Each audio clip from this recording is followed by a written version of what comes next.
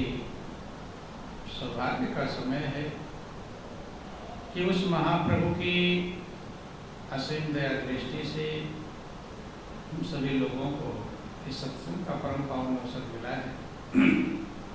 ये उस प्रभु की बहुत बड़ी कृपा है और बहुत बड़ी दया है।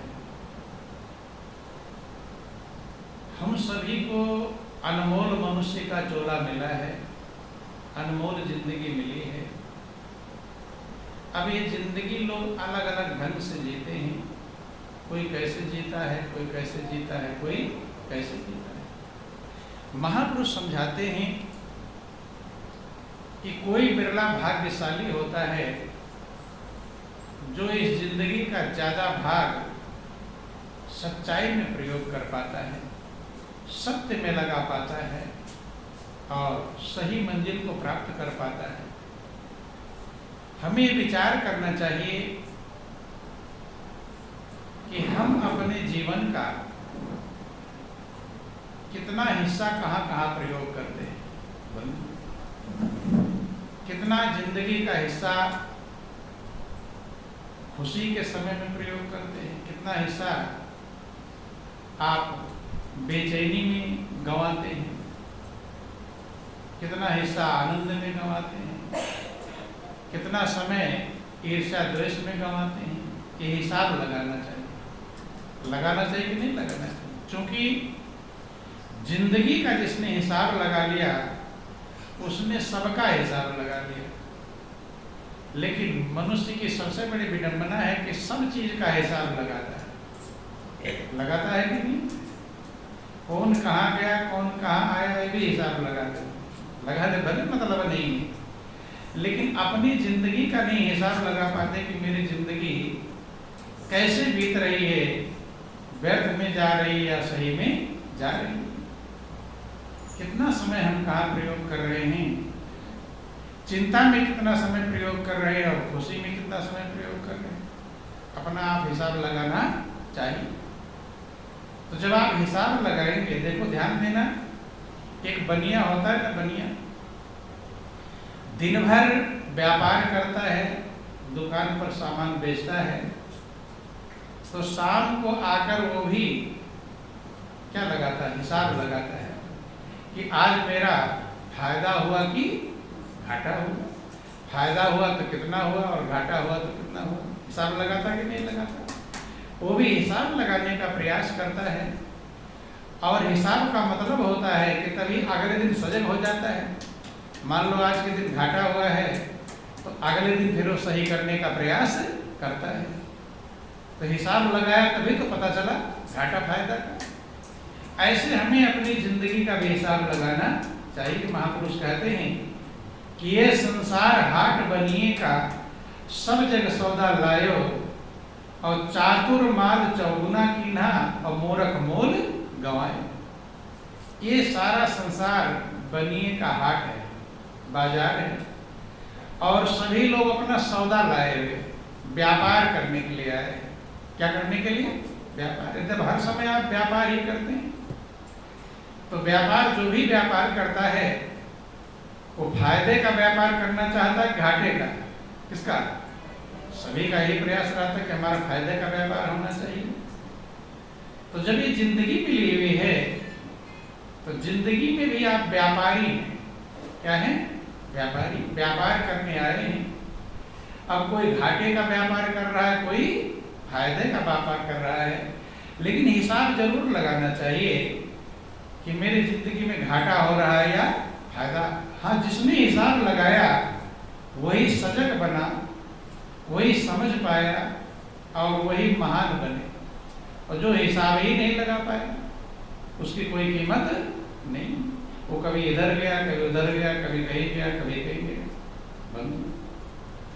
अनमोल मौका प्रभु की कृपा से मिला हुआ है और कब तक मिला है कुछ भरोसा नहीं।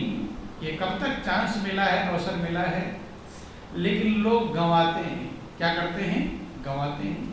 और ज्यादा समय लोगों का चिंता में बीतता है। किसमें बीतता है? आप प्रतिदिन हिसाब लगाना, डेली, सुबह से लेकर शाम तक आपका मन ज्यादा चिंता में रहा है या खुशी में रहा है? इतना तो हिसाब लगा ही सकते हैं। शाम को जो सोने जाओ उससे पहले हिसाब लगा लो कि आज का जो मेरा दिन था वो ज़्यादा खुशी में बीता या टेंशन में बीता या चिंता में बीता। तो जब हिसाब लगाएंगे, चूंकि मनुष्य की सबसे बड़ी गलती है कि अपनी जिंदगी का हिसाब लगाने का उसे फुर्सत नहीं। और संत महापुरुष यही समझाते हैं कि अपने जीवन का हिसाब लगाओ। चूंकि महापुरुष कहते हैं कि संसार में कौन ऐसा है जिसके पास चिंता मौजूद नहीं। रामायण में लिखा गया कि चिंता सांपिन को नहीं खाया, ओ को जग जाहि न व्यापी माया। कौन संसार में है जिसके ऊपर माया व्याप्त नहीं, और जिसको चिंता रूपी सांपिन ने खाया नहीं। अर्थात चिंता रूपी सांपिन सबको खा रही कि नहीं खा रही। और चिंता सबसे बड़े दुख का कारण है। सबसे बड़ा दुख क्या है? चिंता है। महापुरुष कहते हैं एक होती है चिंता और दूसरी होती है चिता। लेकिन कहा कि चिंता चिता से बढ़कर है। चिता को कह दिया छोटी। अभी वैसे किसी को कह दो कि तुम्हारी चिता भी तैयार कर देंगे, हैं तो खुश होगा कि नाराज? लड़ाई झगड़ लेगा। चिता का नाम सुनकर नाराज हो जाएगा। मेरी चिता जलाने के लिए कह रहे हैं, मेरी चिता तैयार करने के लिए कह रहे। लड़ाई झगड़ा जब होता है तो एक दूसरे कहते नहीं कहते कि आज तेरी क्या तैयार कर दूंगा, चिता तैयार कर दूंगा। कहते हैं बोलो वृंदावन बिहारी लाल की जय। और इस एक बात पर हो सकता है बहुत बड़ी लड़ाई हो जाए। हो सकती कि नहीं हो सकती? क्यों? उसने कहा दिया आज तुम्हारी चिता हम तैयार करेंगे। लेकिन वो तो तैयार करने को कह रहा है, अभी किया नहीं है। और दूसरी है चिंता। क्या है? चिंता। वो आप तैयार कर रहे हैं। कौन तैयार कर रहा है? आप तैयार कर रहे हैं, लेकिन उसे कोई टेंशन नहीं। चिता का नाम सुनकर लड़ने लगेंगे और चिंता हरदम मौजूद है, उसके लिए कोई लड़ाई झगड़ा की जरूरत है। ध्यान देना, महापुरुष कहते हैं कि चिंता चिता समान है, बल्कि चिंता चिता से बढ़कर है। क्यों बढ़कर है? क्योंकि चिता तो मुर्दे को जलाती है। किसको जलाती है? मुर्दे को। और बड़ी है इसलिए चिंता कि वो जीते को जलाती है। जिसके पास ज्यादा चिंता हो उसका चेहरा देखना, टेंशन में, चिंता में है, दुबला पतला हो जाएगा, कमजोर रहेगा, चेहरे पर सिकन रहेगी, चेहरे पर प्रसन्नता नहीं रहेगी। तो चिंता जीते जी को जलाती रहती है। और अगर जिंदगी में चिंता ही रहा तो फिर लाभ क्या मिला? होशियारी चालाकी बंद। किस प्रकार से जलाती है? एक छोटा सा उदाहरण आप समझेंगे। चूंकि चिंता उत्पन्न कैसे होती है इसे समझने का प्रयास करेंगे। पैदा कहां से होती है?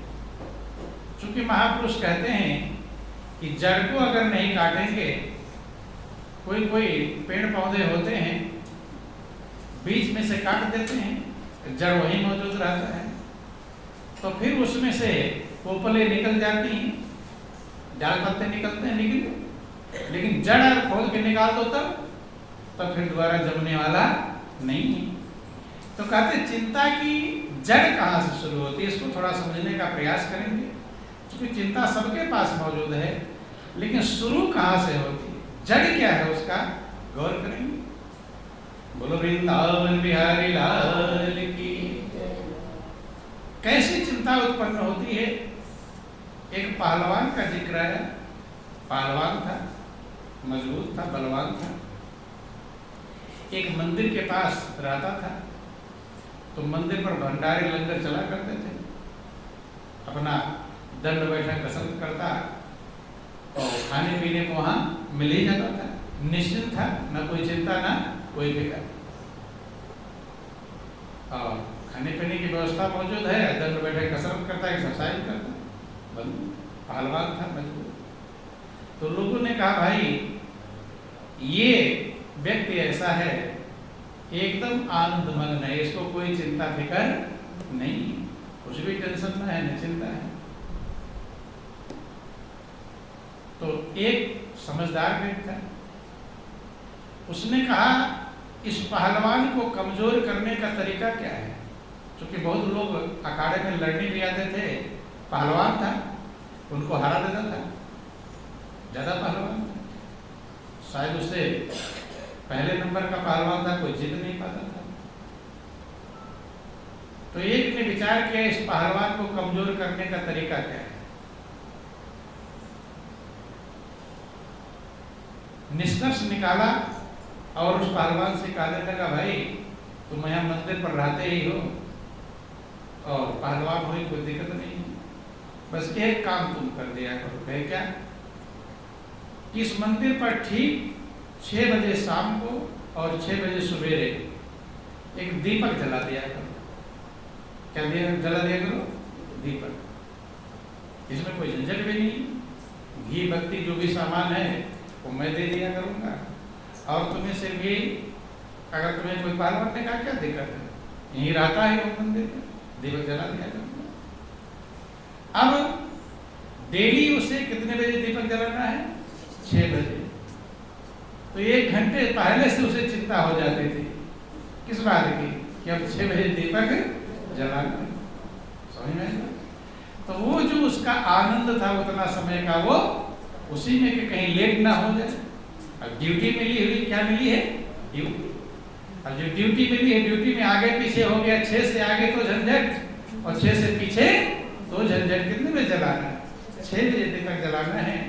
इसलिए काफी देर से चिंता में रहता। जलाना तो 6 बजे है, लेकिन चिंता काफी पहले से ही शुरू हो जाती, कहीं लेट ना हो। अब चिंता धीरे धीरे चालू। सवेरे भी पहले तो कभी उठ जाता था, अब रात में सोए तो भी चिंता लगी रहे, कहीं ऐसा ना हो कि सोया रह जाऊं और 6 को पार हो जाए टाइम। नहीं समझ रहे?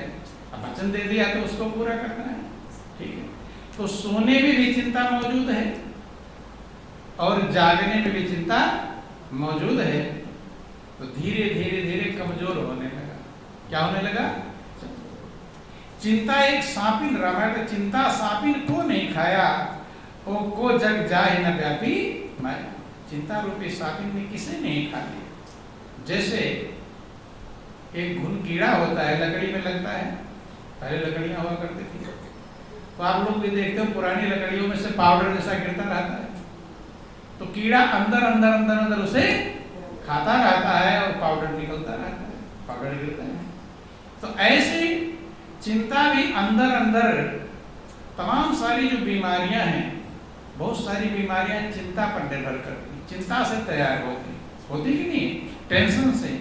और आज के समय में टेंशन की बीमारी लगभग सबके पास मौजूद है। कोई बिरला होगा जिसके पास टेंशन ना, सबके पास टेंशन। पेंशन का पेंशन सब प्राप्त करते हैं, और पेंशन मिले ना मिले, लेकिन कौन सा पेंशन? टेंशन का पेंशन सबको मिलता रहता है बंधु, और यही तमाम बीमारियों को तैयार करता है। डॉक्टर के पास जाएंगे, बीपी वाले, शुगर वाले, तो पहले क्या कहेगा? भाई चिंता मत करो, किसी पर कहेगा कि नहीं कहेगा? चिंता से हो रहा है, बीपी बढ़ रहा है, कहते नहीं? तो बंधु, क्योंकि अब वो धीरे धीरे जब कमजोर होने लगा, अब कहे अब छोटे पहलवान से भी लड़ा दोगे तो ये हार जाएगा। क्या हो गया? चिंता ने उसको अंदर अंदर कमजोर। हर व्यक्ति चिंता से कमजोर होता है। किससे कमजोर होता है? चिंता से।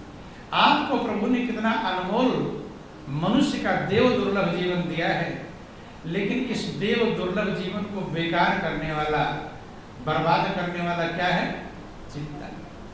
और चिंता शुरू कहां से होता है? थोड़ा समझेंगे। बोलो वृंदावन बिहारी लाल।